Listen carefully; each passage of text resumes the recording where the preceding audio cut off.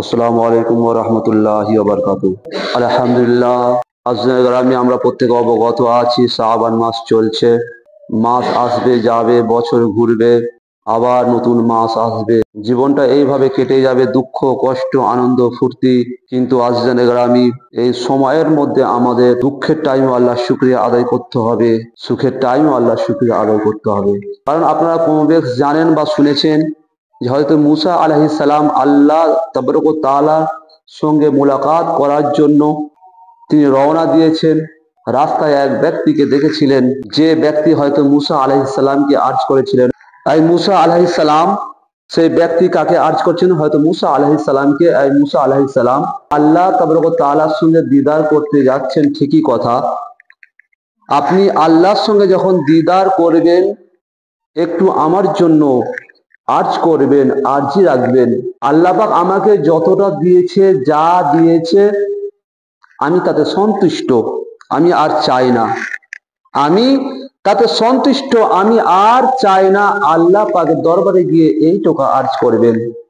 হয়তো মুসা আলাইহিস সালাম ওখান থেকে রওনা দিলেন।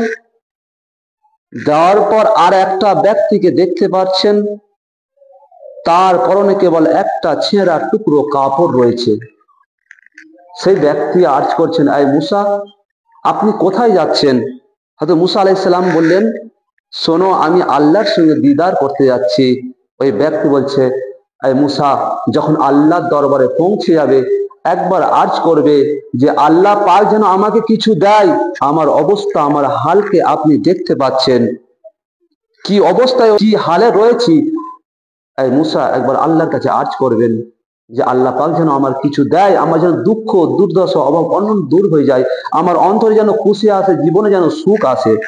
হয়তো মুসা আলাইহিস সালাম যখন তুর পাহাড়ে পৌঁছে আল্লাহর সঙ্গে দিদার করার জন্য আল্লাহর কাছে আর্জ করলেন, আল্লাহর সঙ্গে সাক্ষাৎ চাইলেন।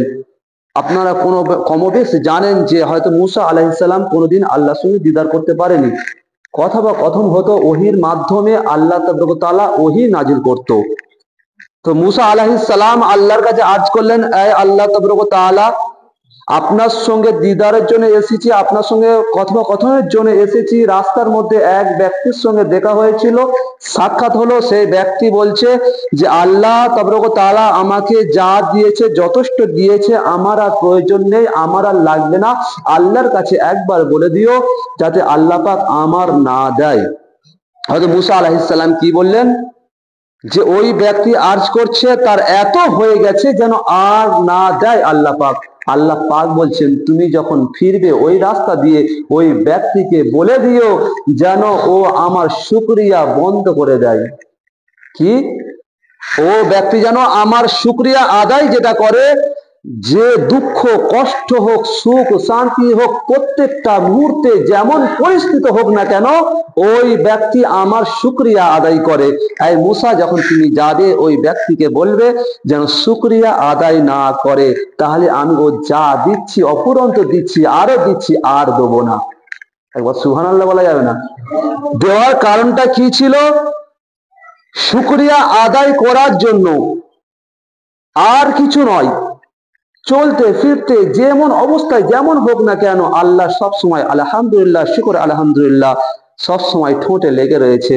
আল্লাহ পাক বলছে, এই মুসা, যখন তুমি যাবে তাকে নিষিদ্ধ করবে যেন সে আমার শুকরিয়া আদায় না করে।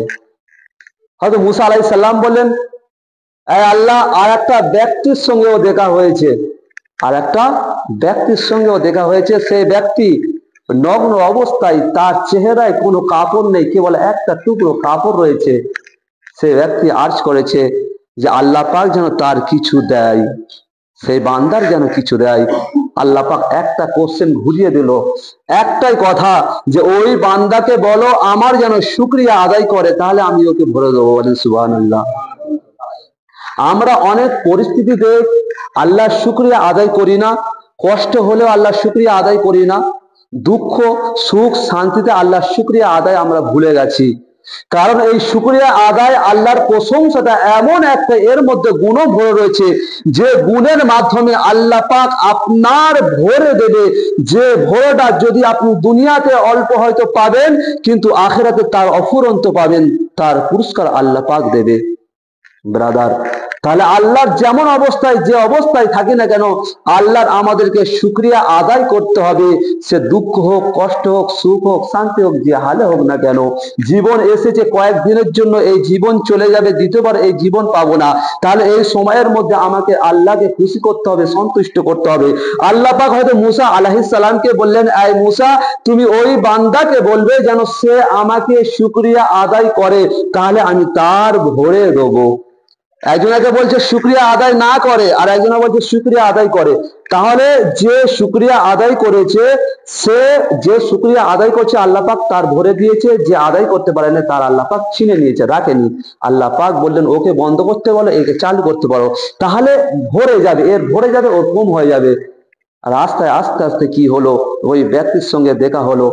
আল্লাহ পাকের কাছ থেকে ফিরে আসার সময়, তুর পাহাড় থেকে ফিরে আসার সময় রাস্তায় দেখা হয়ে গেল। ওই ব্যক্তি বলল, এই মুসা, বলো বলো, আপনি কি আল্লাহর কাছে আরজ করেছিলেন যে আল্লাহ পাক আমার যে এত দিক ছিল কম করে দেবে? ওই হয়তো মুসা আলাইহিস সালাম বলছে, শোনো, তোমাকে আল্লাহ পাক বলেছে শুকরিয়া যে যাপন করো, সেই শুকরিয়া বন্ধ করতে হবে। আর যদি তুমি বন্ধ করো তাহলে আল্লাহ পাক তোমার কমিয়ে দেবে।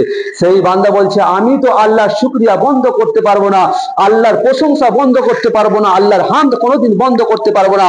হয়তো মুসা আলাইহিস সালাম বলল, শোনো, যখন তুমি আল্লাহর হামদ, প্রশংসা এবং আল্লাহর গুণগান বন্ধ করতে পারবে না, ততক্ষণ পর্যন্ত আল্লাহ পাক তোমার দিয়ে যাবে। যখন তুমি বন্ধ করবে তখন আল্লাহ পাক তোমার বন্ধ করবে। যখন তুমি গুণগান বন্ধ করবে তখন আল্লাহ পাক তোমার দেওয়া বন্ধ করবে। তাই সে বান্দা বলছে, না, আমি কোনোদিন আল্লাহ শুকরিয়া বন্ধ করতে পারবো না। ওই হয়তো মুসা আলাইহিস সালাম ওখান থেকে ফিরলেন, সেই ব্যক্তির সঙ্গে দেখা যাচ্ছিল যে ব্যক্তির অবস্থা খারাপ ছিল, কেবল টুকরো এক টুকরো কাপড় ছিল শরীরে, এক টুকরো কাপড় ছিল। ওই ব্যক্তি বলল, আই মুসা, বলেন, আল্লাহর কাছে আরজ করেছেন আমার জন্য যে আল্লাহ পাক আমার ভরে আমাকে যেন কিছু দেয়, আমার যে অবস্থায় আপনি তো দেখে গেছেন, আল্লাহর কাছে কি দোয়া করেছেন?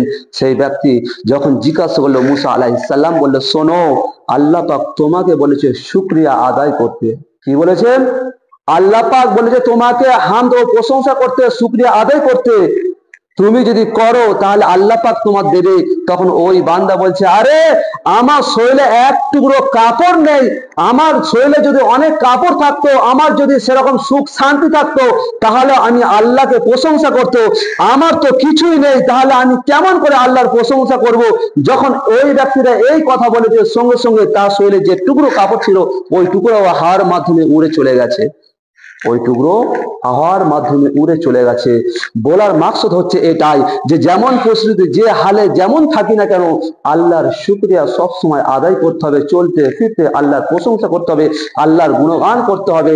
আপনি হয়তো দুনিয়াতে পাচ্ছেন না, কিন্তু আখিরাতে ইনশাআল্লাহ তাআলা এর ফল একদিন আপনি অফুরন্ত পাবেন। সেদিন আপনি আর ধরে রাখতে পারবেন না।